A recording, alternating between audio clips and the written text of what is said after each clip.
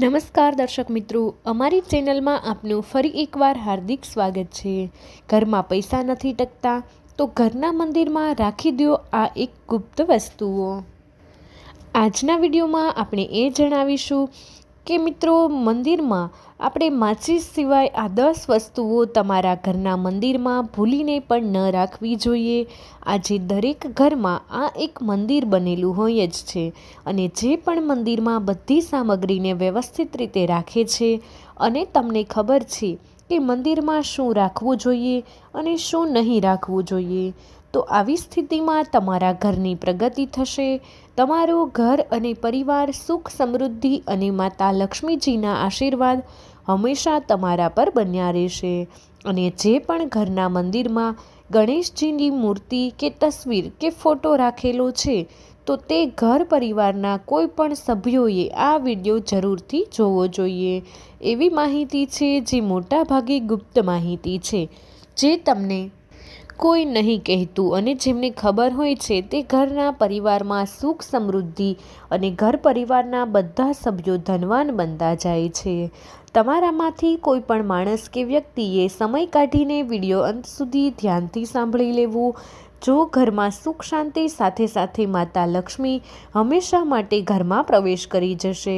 આજે પણ આ આધુનિક સમયમાં ઘણા એવા લોકો હોય છે જે ઘરના મંદિરની સામે ઘણી એવી હરકતો કરી દે છે।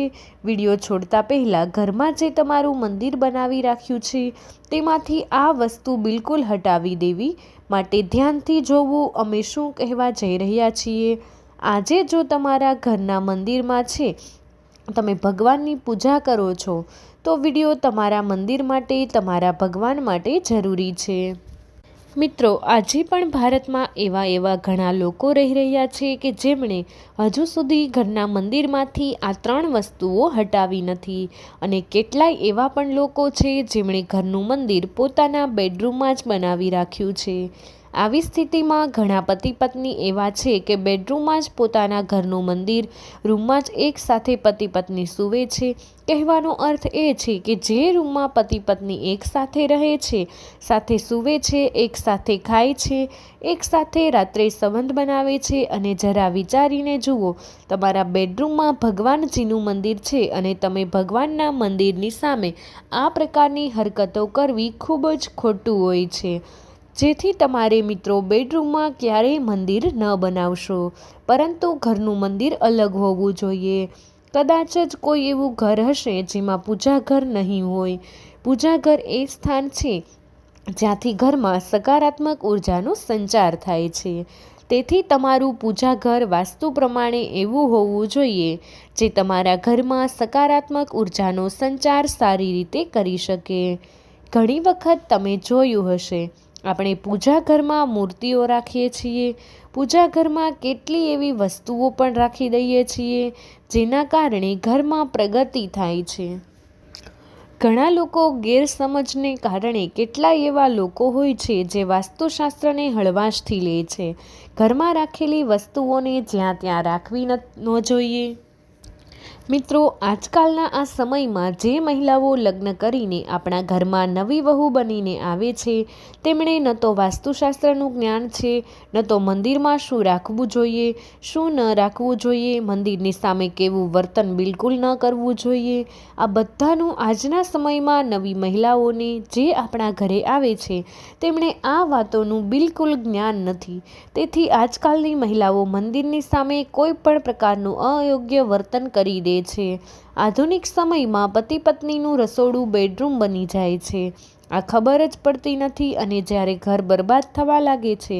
વિડીયો શરૂ કરતા પહેલાં તમને વિનંતી છે કે મિત્રો, ચેનલને હજુ સુધી સબસ્ક્રાઈબ ન કરી હોય તો ચેનલને જરૂરથી સબસ્ક્રાઈબ કરી દેજો, વિડીયોને એક લાઈક કરી દેજો અને તમારા બધા જ મિત્રો સાથે વિડીયોને શેર કરી અમારી ચેનલને સબસ્ક્રાઈબ કરી દેજો। તો મિત્રો, આપણે હવે વિડીયોને શરૂઆત કરીએ। તો મિત્રો, પૂજા ઘરમાં આ વસ્તુઓ રાખવી અશુભ છે, ધનનો નાશ થઈ જાય છે। આવા ઘરનો ત્યાગ કરી દે છે। આ સાથે જ વિડીયોમાં આપણે જાણીશું ખાસ વસ્તુઓ વિશે જેનું પૂજા ઘરમાં હોવું અત્યંત આવશ્યક છે। ઘરમાં સુખ સમૃદ્ધિ અને ધનની કામના કરો તો આ 3 વસ્તુઓ પૂજા ઘરમાં હોવી જરૂરી છે।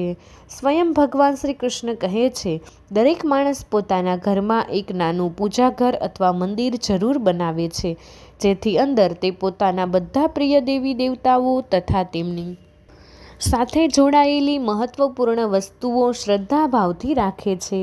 તેઓ પોતાના મંદિરમાં દેવી દેવતાઓની તસવીરો, પૂજાપાઠનો સામાન વગેરે વસ્તુ પણ રાખે છે। પરંતુ આપણા શાસ્ત્રોમાં મંદિરની અંદર કેટલી વસ્તુઓ રાખવી જરૂરી ફળદાયી છે, તેટલું જ કેટલી વસ્તુઓનું રાખવું અમંગળ અને અશુભ હોય છે। કેટલી વસ્તુઓ એવી છે જેનાથી ઘરમાં નકારાત્મકતા રહે છે, લડાઈ ઝઘડા, કલેશ અને નુકસાન જ નુકસાન થાય છે। તો આપણે જાણીશું તે વિશે કે જાણતા અજાણતા ઘરના મંદિરમાં રાખી દે છે। તમારા ઘરમાં પણ આવી વસ્તુ છે તો તરત જ તેને હટાવી દેજો। પૂજા ઘરમાં ભૂલથી પણ ન રાખતા। ભગવાન શ્રી કૃષ્ણ કહે છે, કળિયુગમાં માણસ કેટલી અશુદ્ધ વસ્તુઓને ધાર્મિક માની તેમની પૂજા કરશે, જેને શાસ્ત્રોમાં વર્જિત માનવામાં આવ્યું છે। ભગવાન શ્રી કૃષ્ણએ આની ભવિષ્યવાણી પહેલેથી જ કરી હતી। કળિયુગમાં મનુષ્ય આધારવાદી પક્ષ અને ધૂપ પદાની દોસ્તો ભારતની પરંપરા માટીથી જોડાયેલી છે, એટલે જ મંદિરમાં પરંપરાગત માટીનો દીવો જરૂરી હોવો જોઈએ। જો તમે માટીનો દીવો ન રાખી શકો તો ધાતુના દીવાનો ઉપયોગ કરો। જો ભગવાનમાં તમારી શ્રદ્ધા વધારે હોય તો તમે છાણ રાખીને ગોળ અને ઘીનો ધૂપ પણ આપી શકો છો। આવું કરવાથી ઘરમાં સુખ શાંતિ જળવાઈ રહે છે। બીજી વસ્તુ છે સ્વસ્તિક। ઘરના મંદિરમાં જરૂરથી હોવો જોઈએ, તો તમે તેને રોલીથી બનાવી લો, કારણ કે સ્વસ્તિક તમારા ઘરની શક્તિ, સૌભાગ્ય, સમૃદ્ધિ અને શુભતાનું પ્રતીક માનવામાં આવે છે। આ જ મુખ્ય કારણ છે કોઈ પણ શુભ કાર્ય કરતા પહેલાં સ્વસ્તિકનું ચિહ્ન જરૂર બનાવવામાં આવે છે।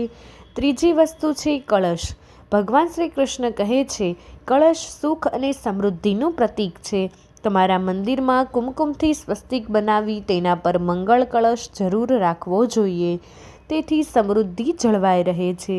ચોથી વસ્તુ છે શંખ। બહુ ઓછા લોકો જાણે છે શંખની ઉત્પત્તિ સમુદ્ર મંથનના 14 રત્નો સાથે થઈ હતી અને શંખ મહાલક્ષ્મીજીને અત્યંત પ્રિય છે। પાંચમી વસ્તુ છે ઘંટડી। મંદિરમાં ઘંટ જરૂર હોવો જોઈએ। જ્યારે ઘરના મંદિરમાં ઘંટડીનો અવાજ આવે છે, ત્યાંનું વાતાવરણ શુદ્ધ અને પવિત્ર બને છે। પૂજા દરમિયાન ઘંટડી વગાડવામાં આવે છે, તે ઘરની આસપાસની બધી જ નકારાત્મક શક્તિઓ દૂર થઈ જાય છે અને ઘરમાં સુખ સમૃદ્ધિ આવે છે। હવે આપણે જાણીએ કઈ વસ્તુ મંદિરમાં ન રાખવી જોઈએ। તો સૌથી પહેલી વાત કરીએ તો ગણેશજીની વિષમ સંખ્યામાં મૂર્તિ। ઘરમાં ક્યારેય પણ ગણેશજીની મૂર્તિ 3 અથવા 5 જેવી વિષમ સંખ્યામાં ન રાખો। તમારા મંદિરમાં ગણેશજીની માત્ર 2 મૂર્તિ રાખો। આને શુભ માનવામાં આવે છે। તમે તમારા મંગળ કામના કરો છો તો ગણેશજીની મૂર્તિ મુખ્ય દ્વાર પર અંદરની તરફ મોઢું કરીને લગાવો। બીજી વસ્તુ છે તૂટેલા ચોખા। તમારા મંદિરમાં ક્યારેય પણ તૂટેલા ચોખા ન રાખો। આની સાથે જ જૂના ચડાવેલા ચોખા વધારે સમય સુધી ન રાખો, નકારાત્મક ઉર્જા ફેલાવે છે। આ વાતનું પણ તમારે ધ્યાન રાખવું જોઈએ। ત્રીજી વસ્તુ છે પૂર્વજોની તસવીર। તમારા ઘરના મંદિરમાં તમારા પૂર્વજોની તસવીર રાખેલી છે તો તેને તરત જ ત્યાંથી હટાવી દો, કારણ કે વાસ્તુશાસ્ત્રમાં પૂજા ઘરમાં મૃત પરિવારજનોની તસવીર રાખવું અશુભ માનવામાં આવે છે। આનાથી અશુભ પરિણામો પ્રાપ્ત થાય છે। તેથી મૃતક પરિજનો પૂજનીય અને સન્માનીય છે, પરંતુ તેમનું સ્થાન દેવતાઓની સાથે નથી। તેથી મંદિરમાં ક્યારેય તમારે પૂર્વજોની તસવીર ન રાખવી જોઈએ। મિત્રો, વિડીયો પસંદ આવ્યો હોય તો વિડીયોને એક લાઇક કરી દેજો। તમારા બધા જ મિત્રો સાથે વિડીયોને શેર કરી અમારી ચેનલને સબસ્ક્રાઈબ કરવાનું ભૂલશો નહીં। કમેન્ટ બોક્સમાં હર હર મહાદેવ જરૂરથી લખી દેજો।